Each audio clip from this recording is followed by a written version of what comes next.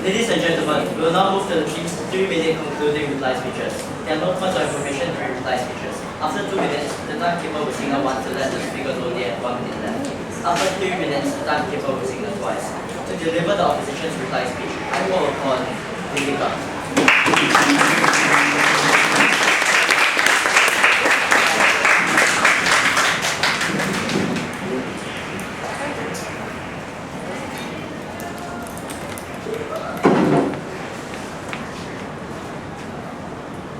Opposition does not need to prove that Wikileaks is perfect.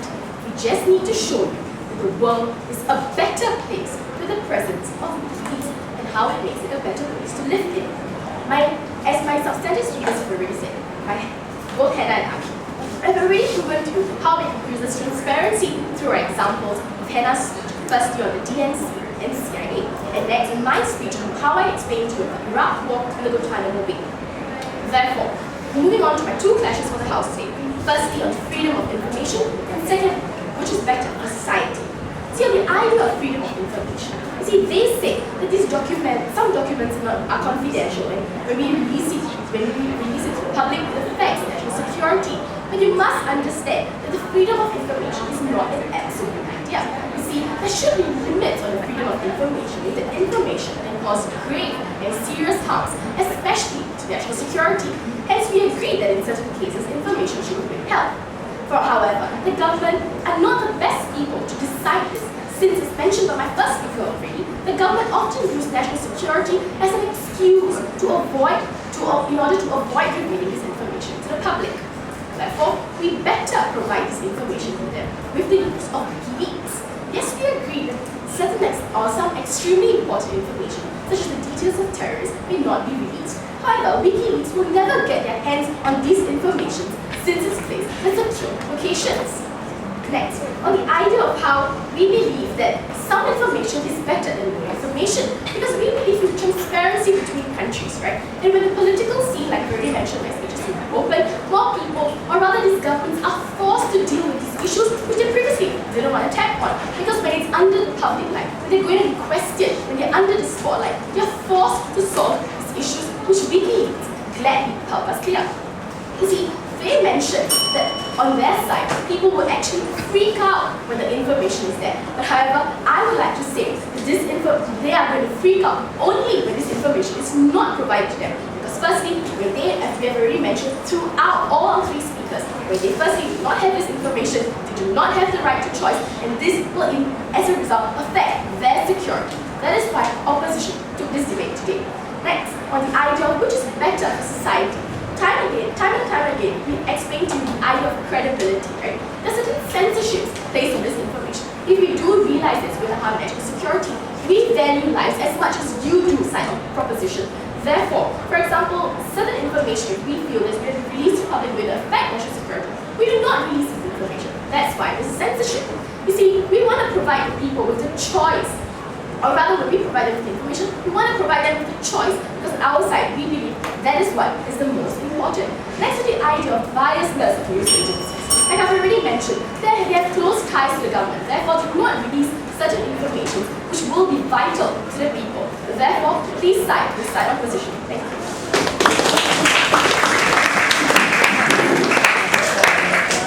The speakers spoke for 3 minutes and 10 seconds. And now to conclude the case for the proposition and the debate as a whole, I call upon Megan.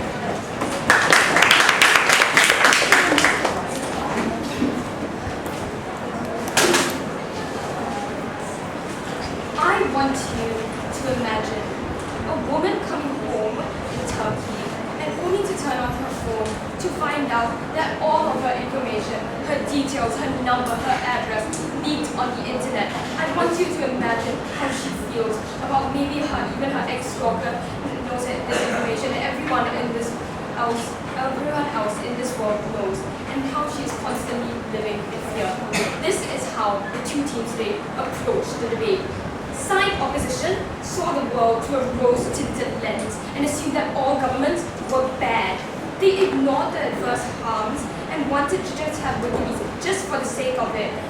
of the motion. While we on side proposition, we understood human nature better and understood how to protect these people better. We also dealt with how Wikileaks did not benefit good and bad governments. Now, there were two questions in this debate. Who better protects the people and the countries better? And secondly, whistleblowers versus alternatives that we brought up.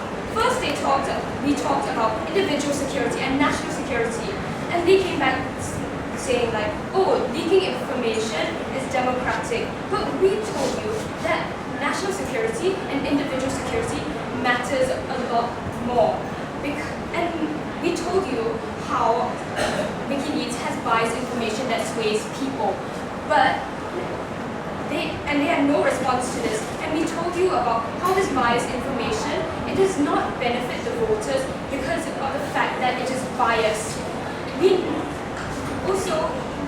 They said how it increases transparency. But what we told you on our side is that governments will lock themselves up. They will reveal less information and they will become more defensive because of Wikileaks. Now, onto the second question that was about whistleblowers versus alternatives. We told you today that whistleblowers are biased. And they completely agree with us because they said themselves they cannot verify information from whistleblowers.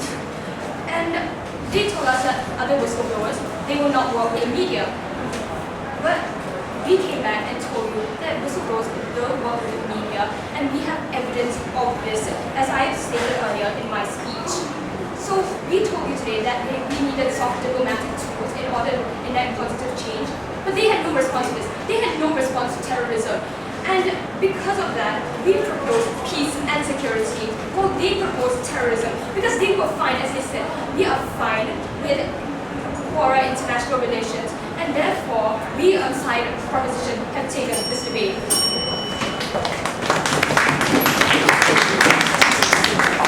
The speaker spoke for 3 minutes and 2 seconds.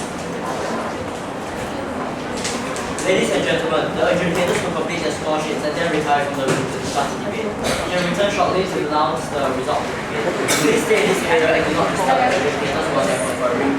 The teams may cross the floor.